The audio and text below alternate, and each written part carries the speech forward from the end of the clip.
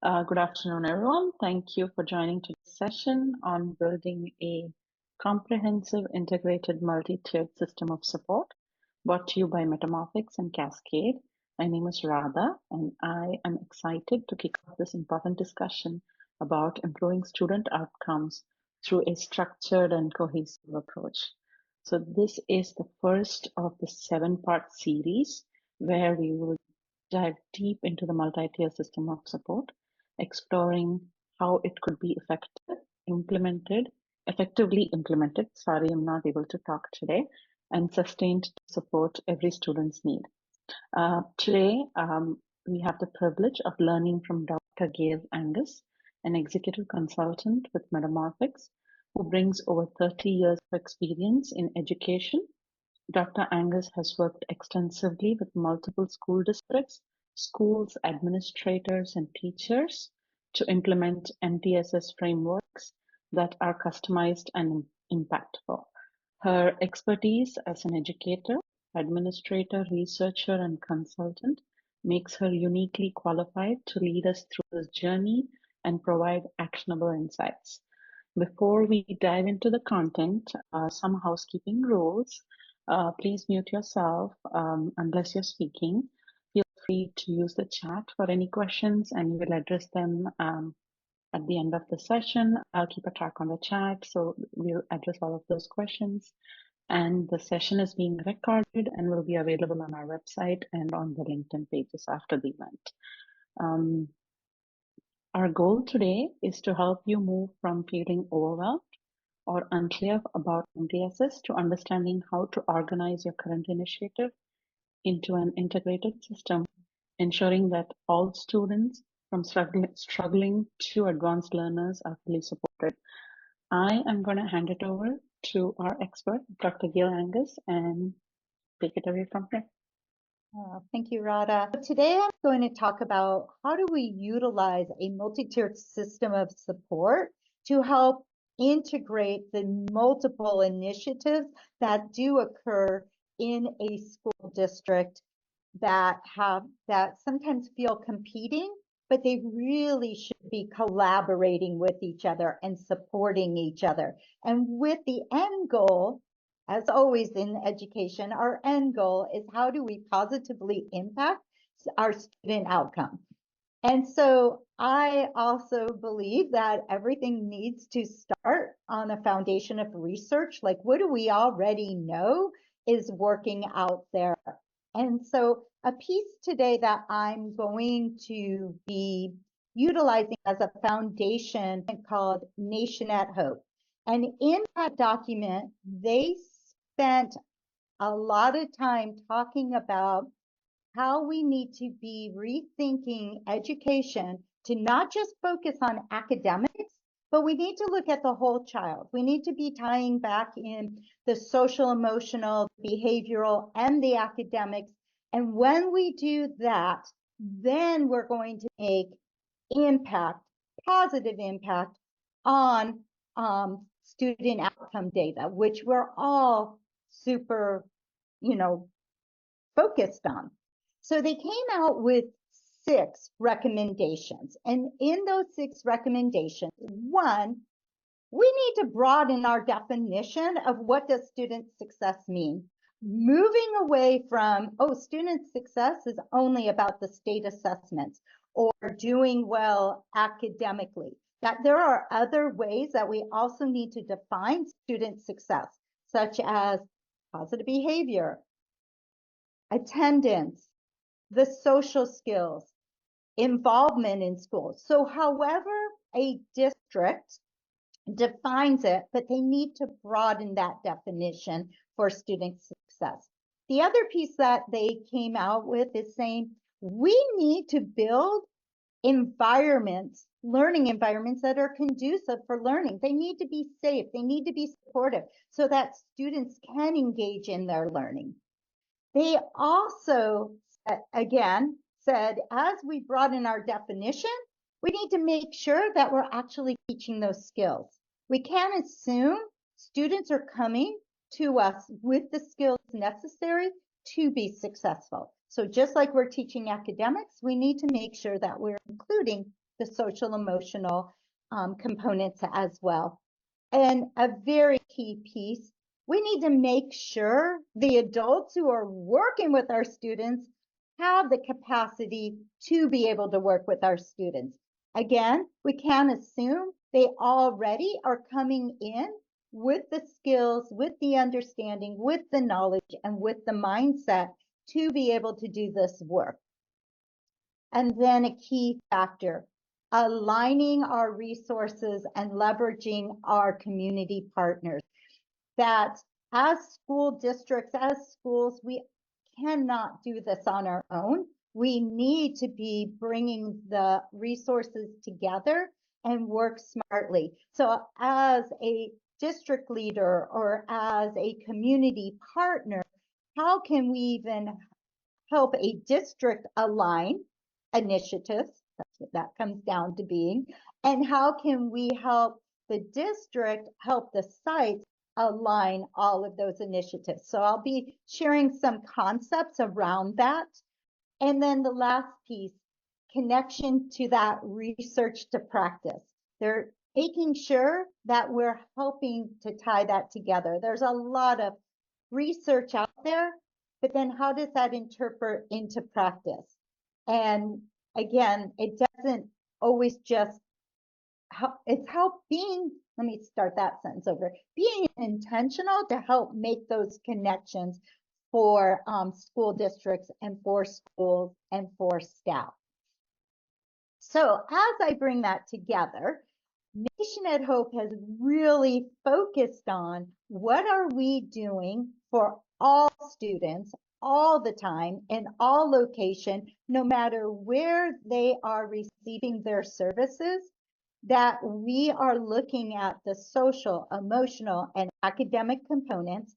And as a state, as a district, as a community person supporting, that we are helping districts with that assurance that no matter what site a child is receiving their services or what classroom they're sitting in, that they know that there is that consistency of service and that we can provide that assurance that that is occurring.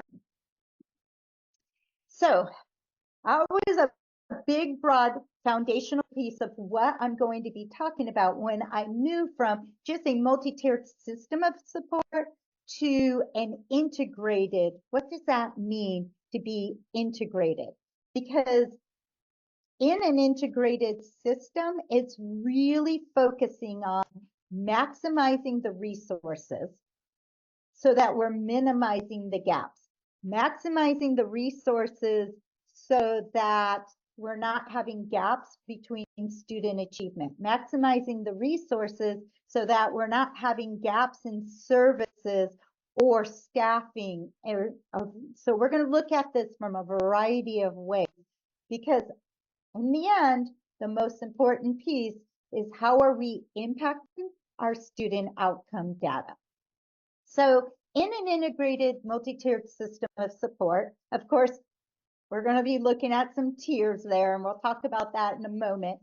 But a key piece is we focus on prevention and early intervention. We're really honing in and focusing on what is occurring universally and in tier 1, right? What are we doing? It is looking at how can we ensure all students are having their needs met, be it that they're struggling or maybe even an advanced student, that we're not leaving anybody behind, but how can we support them? Going back, looking at the system from the district level to the site level to departments and grade levels, everybody is looking at the data, not just to identify students who might be struggling, but also to be looking at that data to see, are our systems functioning the way we intend, and what tweaks do we need to make? So it's not just doing a fidelity check once or twice a year, it's that ongoing, looking at your attendance data. Oh, wow, I see that we're having a lot of students missing school on Monday. What can we do as a system to address that, not just looking at it for, let me check on Gail, let me check on Rada, right? So looking at things from a system perspective.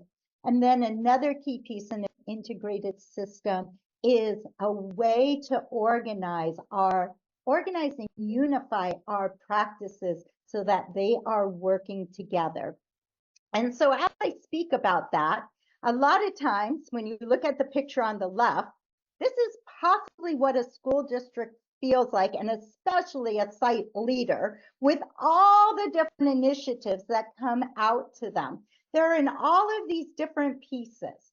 The integrated multi-tiered system is helping to take all those initiatives and putting them together, similar to the picture in the right, of a bicycle, so that they work together and collaborate. When we see the pieces on the left, it's a little overwhelming. You can't necessarily see how they function together and work together. But when they're all put together, you can jump on that bike, you can ride on that bike, and you can flow, right? It will go fast. The other key piece is to help a site, right? To help the district see how all their different initiatives fit together and work together. But it also is to help the sites be able to organize.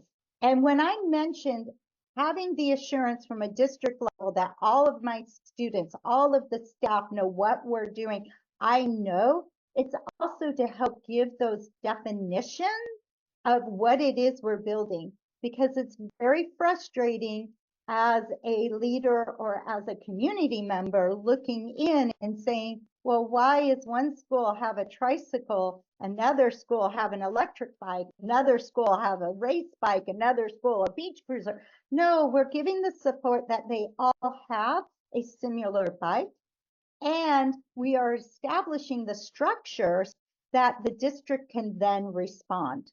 I recently was working with a district and they said, oh, of our 20 plus schools, they each got to choose what math curriculum that they're wanting to use. And then when they went to go and support them, they had to learn almost 20 different math curriculum. That's not a good use of resources. So it's helping along the way of defining from a district level what it is we're building. The site level gets to choose where they want to begin, but at the end, we all are landing with the same systems, similar structure, so that the district is able to support, but the site still has their unique culture and able to respond to the needs of their students. So typically when we think about multi-tier systems of support, and I'm going to say typically because some might have a different understanding, we typically think about the components that are above that red line. Now we think about the instruction, we think about the intervention, and we think about the teams coming together that are making database decision making. And that's where we typically are. What I'm going to challenge, and actually the series, the other sessions after this are going to build on, is what does leadership look like at the district level? Whose voices are you bringing along as you're building the capacity in the infrastructure? What does leadership look like at a site level for implementation? And who are we building, or who are we bringing together as we build at the site level? What communication is going out? I like to ask the question, is the dog wagging the tail, or is the tail wagging the dog? Are we in control of the narrative and the communication going out, and what information is being shared, and how we are working to collaborate and to share information? Or are we only being responsive and reacting to what others are interpreting? So it's about helping a district organize all of that. And then the last piece is, what data is available and how easy is it to be used as accessed. I am so sorry. Got tongue-tied there. Accessed by the end users who need to be looking at this data to look at the system, look at structures, identify what's working, but also identifying students early on. Instead of us waiting for students to self-identify, usually once they hit failing, they are self-identifying. And as I mentioned, we want to get to a place where we're being preventative and proactive. So I just threw a whole lot of information out there super duper quickly. For right now, I just want to continue on sharing a little bit and just making sure from the same definitions around tiers. I am so sure many of you have seen some sort of version of this slide where it's showing the tiers. We have what are we doing for all, for some, for few, the idea that we provide universal support, we provide some targeted, and we provide some individualized support. But I want to call out from an integrated response, when we're looking at the tiers, we are not looking at separate, for better terms, I'm using triangles here, but separate triangles for academic, for behavior, and for social emotional, but that we're looking at how do we have one triangle that is meeting all three components universally for all students. And if you notice on my triangle, the green goes all the way up to the top. It doesn't stop 3/4, 2/3 of the way up. It goes all the way to the top, because all means all, that every student is receiving what is provided in our universal support, that they have access to that. And for some of our students, we then overlay, so they still receive all the supports from Tier 1, but then they also receive some targeted support to support them if they are demonstrating that need. Now, if the system is showing that more than, let's say, approximately 20% of the population is needing targeted support, a system cannot support that. It will exhaust the system if we are trying to support, a little bit more than 20% of our students with our targeted support. We need to go back and look at it from a universal lens. What is missing in the system? What support? What tweak? What initiative? How can we support them in a Tier 1 so that we're not exhausting it? And then we support and we layer over what is provided universally, targeted, and then for our few students, that intensive layer. But anytime we get more than, let's say, approximately 5%, probably pushing it when you get 8 to 10, providing that intensive individual support. So we're looking at making sure our Tier 1 is always healthy and functioning correctly. So that was a big piece I wanted to bring forward in regards to the tiers, which might be a little bit different than the way some people have looked at the tiers prior to. Okay, so conceptually, what could this possibly look like as a framework?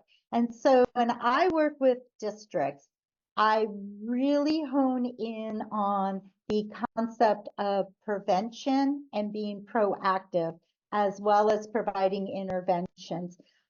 I had one district I was working with, and I made the comment about, you still provide interventions in Tier 1.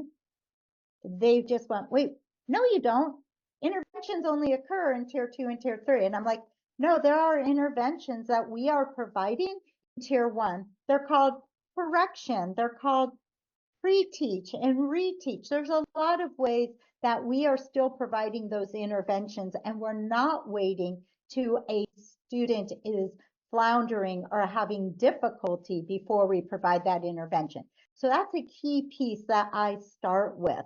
But I also work when we're looking at an integrated model is it needs to be something larger. The why we're implementing needs to be something larger than we're doing MTSS or whatever tiered support that we're looking at, be it PBIS, be it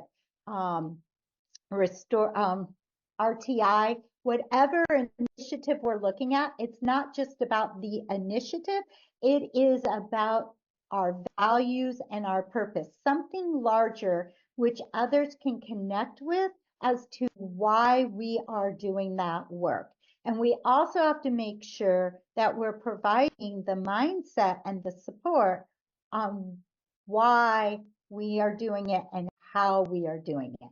And then everything else in the middle, as we build out that conceptual framework, is about taking an audit first of where are all of our initiatives and where do they fit in. And so as you look at the left-hand side, those are the big components of a tiered support system. But then you need to break it down academically, behaviorally, and social emotionally. What are the components that we have based on our initiatives to support that? And so this slide is just super generic ideas of things that people could look at as they build this tool. A second piece they need to look at is staffing. Everybody that is working in a school or a school district has worked somewhere in a multi-tiered system of support. They're either providing support to students directly or they're providing support to staff. They're either providing that support in an academic, a behavior, or a social emotional. Their support is either at a tier 1, a tier 2, or a tier 3. But there is some place that they're providing support and to identify where they're at. Some people might be in multiple sections. And again, this is just a generic one to give an example of how to conceptually look at this as we're integrating how we work together so that we could see, oh, multiple people are here under behavior in tier 1. How do they all work together to provide support to staff? So that we're working together, but first we have to identify where do we all work together. So in an integrated model, our first concept is identifying your initiatives and how do they all integrate together. From a district perspective, how do we support that coherence of our initiatives, but also that coherence amongst our schools, amongst our staff, so that we can assure that every student is receiving that same quality education and that we are providing that equity and access to it. And then the bigger component is as we're building that we are documenting, we're creating those processes, we're creating that support, the ongoing monitoring and help in that implementation, and that we move from just implementation, but that we are able to sustain that work. There's a lot of work that goes into implementing any tiered support, and it is exhausting when we are implementing initiative after initiative, but how we can work them together and sustain them so it's not a new shiny thing. So very quickly, so that you can assess, access and assess, I'm struggling with today, assess your current MTS framework. Rada's going to be sending out, and it's going to drop into your inbox after this session today, an audit tool.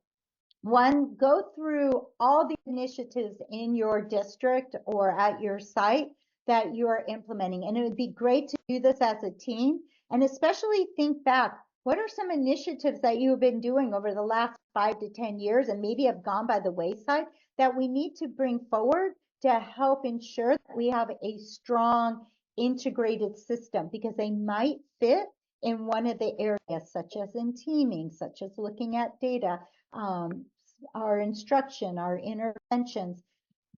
We also going to drop a blank one of this tool so that you can take those initiatives and then line them up so you could see, where am I strong in? Where do I maybe need to look at to tweak? Or, oh, I didn't realize we have 5 things. How do these 5 things work together as an intervention? Or what support do our staff need to be able to access these pieces, to have those questions? And then, where are your staff? What supports do you have in your district or at your site to support your integrated system? So again, you're going to get this tool blank so that you can fill it in based off of your support. So I really took a 30,000 foot look at an integrated system, but just to kind of bring that concept, that idea forward.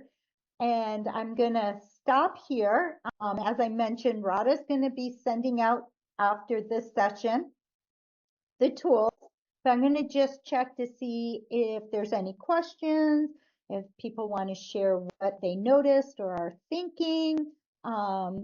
This, open it up for questions and answers. So as we wrap up, I wanted to give a quick shout out and thank you to Dr. Gail Angus for sharing her wealth of knowledge and expertise, and to all of you for your active participation in today's session. This is just the beginning of our 7-part series. The next session is going to be leading change, which will take place on the 12th of December, where we will equip you with tools to evaluate your current MTSS system framework and build on the foundation.